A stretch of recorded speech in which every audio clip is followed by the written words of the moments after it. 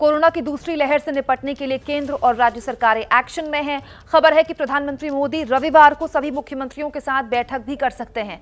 इसके अलावा आज कैबिनेट सचिव की सभी राज्यों के मुख्य सचिवों के साथ बैठक हुई। उद्धव ठाकरे भी महाराष्ट्र में आज कोरोना को लेकर बड़े फैसले ले सकते हैं। शाम को एक मीटिंग है। दिल्ली में केजरीवाल सरकार ने भी आज आपात बैठक बुलाई है ताकि कोरोना को बढ़ने से रोका जा सके। 3 तस्वीरें आपके सामने। कोरोना पर केंद्र सरकार एक्शन में है। उद्धव सरकार ने एक महत्वपूर्ण बैठक शाम को बुलाई है। दिल्ली में भी मामले बढ़ रहे हैं, इसीलिए आज अरविंद केजरीवाल ने भी एक महत्वपूर्ण बैठक बुलाई है। तो 3 तस्वीरें आपके सामने हैं, लेकिन बात अगर महाराष्ट्र और केजरीवाल या फिर दिल्ली की छोड़कर दूसरे राज्यों की बात करें तो पंजाब, कर्नाटक ये वो राज्य हैं जहां लगातार केसेस बढ़ रहे हैं। मुंबई से मेरे सहयोगी मृत्युंजय हमारे साथ जुड़े हुए हैं और प्रफुल्ल हमारे साथ जुड़े हुए हैं दिल्ली से। प्रफुल्ल, सबसे पहले आज दिल्ली में काफी एक्शन हुआ। मुख्य सचिव ने राज्यों के सचिवों से बात की। इसके अलावा रविवार को प्रधानमंत्री भी बात करने वाले हैं। क्या हम ये उम्मीद करें कि कोई सख्त फैसला हो सकता है या फिर वैक्सीनेशन को आगे और तेजी से कैसे बढ़ाया जाए, इसको लेकर चर्चा हो सकती है?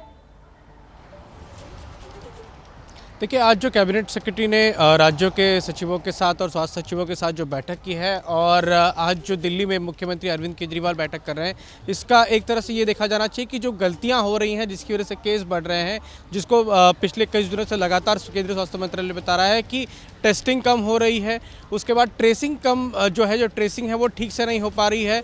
फैसिलिटीज़ जो हैं हॉस्पिटल्स और उसके अलावा जो बाकी फैसिलिटीज़ है कोविड हेल्थ केयर वो कम हो गए थे और जिस तरह का कोविड अप्रोप्रिएट बिहेवियर होना चाहिए वो नहीं हो रही हैं। तो उनको बढ़ाने के लिए और उसको सख्ती से लागू करने के लिए ये आज जो है बैठक हुई थी। इस पर कैबिनेट सेक्रेटरी ने सभी राज्यों से कहा कि जो कॉन्टैक्ट ट्रेसिंग है उसको ठीक से किया जाए, टेस्टिंग को बढ़ाया जाए और साथ ही साथ जो कोविड अप्रोप्रिएट बिहेवियर है उसका सख्ती से पालन हो, ये इंश्योर कराएं सारे राज्य ताकि ये मामले कम हो सके, क्योंकि मामले इन्हीं वजहों से बढ़ रहे हैं। और आज दिल्ली में भी जो मुख्यमंत्री अरविंद केजरीवाल बैठक कर रहे हैं उसका लबोलबाब भी यही है। महाराष्ट्र लिए चलते हैं आपको। उद्धव सरकार भी एक महत्वपूर्ण बैठक आज लेने वाली है मृत्युंजय, और बीएमसी तो पहले ही काफी एहतियात बरत रही है। होली के वक्त भी बहुत सारे प्रिकॉशंस लिए गए, तो आज की बैठक से क्या उम्मीद लगाएं मृत्युंजय? देखिए कुमकुम, निश्चित तौर पर 4:30 बजे महाराष्ट्र के मुख्यमंत्री एक बैठक करने वाले हैं और इसमें कुछ महत्वपूर्ण फैसले लिए जा सकते हैं। मैं उस बैठक के बारे में बताऊं उसके पहले मैं इस वक्त की ताज़ा खबर आपको बता दूं कि पुणे में अगले 7 दिनों के लिए कर्फ्यू और आंशिक लॉकडाउन लगाया गया है। थोड़ा सा मैं पॉइंट्स बता देता हूँ।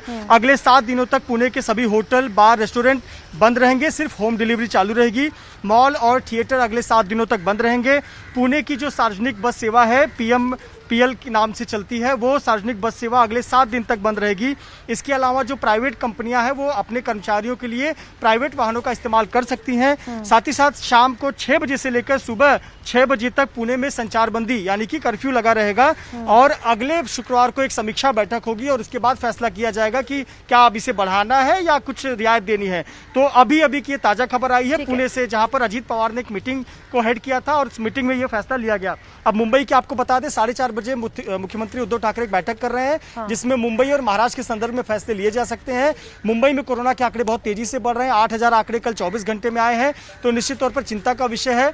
मार्च महीने में जितने आंकड़े आए हैं 88,000 केसेस, वो फरवरी की तुलना में 475% ज्यादा है। यही चिंता का विषय। और मुंबई में अब बेड नहीं मिलने की शिकायत मिलने लगी है, इसीलिए बैठक बहुत महत्वपूर्ण है। मृत्युंजय, क्योंकि आपने अभी भी पुणे को लेकर एक महत्वपूर्ण जानकारी दी, 7 दिन का आंशिक लॉकडाउन और कर्फ्यू। मैं चाहती हूं कि एक बार फिर से आप दर्शकों को बताएं कि वो कौन कौन से नियम हैं जो 7 दिन तक, अगले 7 दिन तक दर्शकों को पालन करने होंगे, पुणे के दर्शकों के लिए खासतौर पर।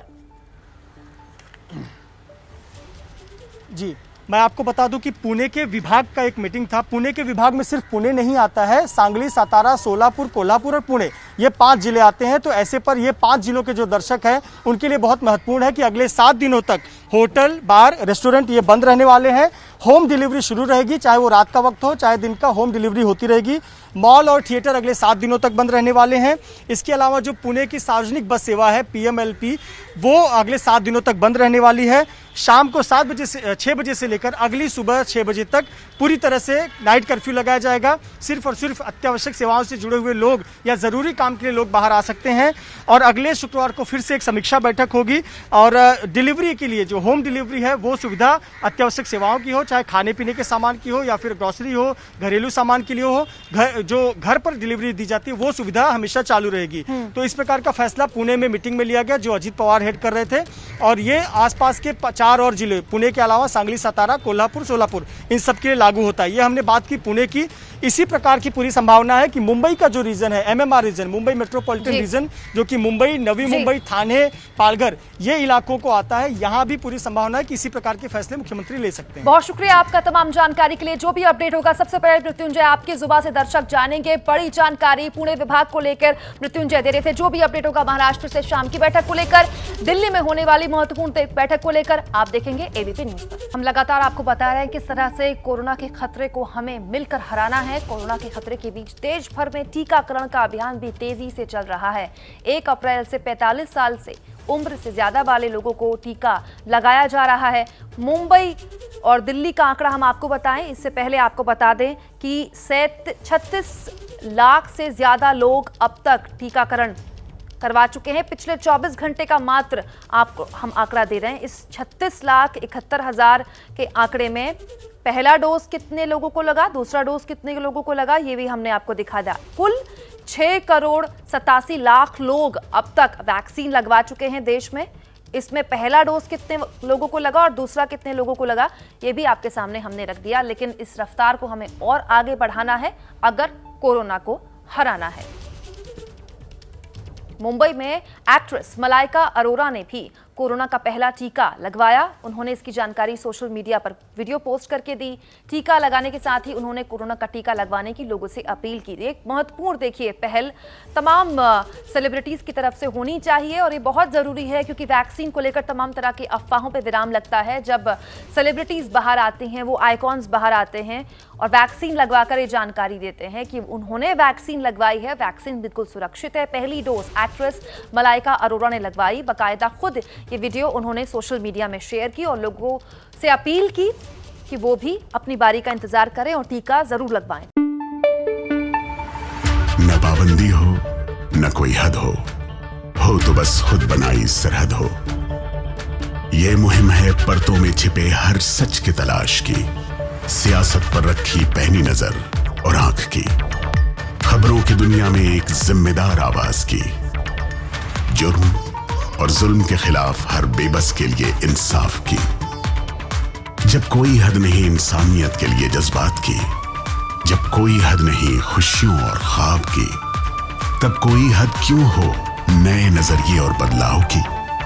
तोड़ के हदों के ताले नए सपनों को पाले, बांधे सबको एक धागे, आपको रखे आगे एबीपी न्यूज।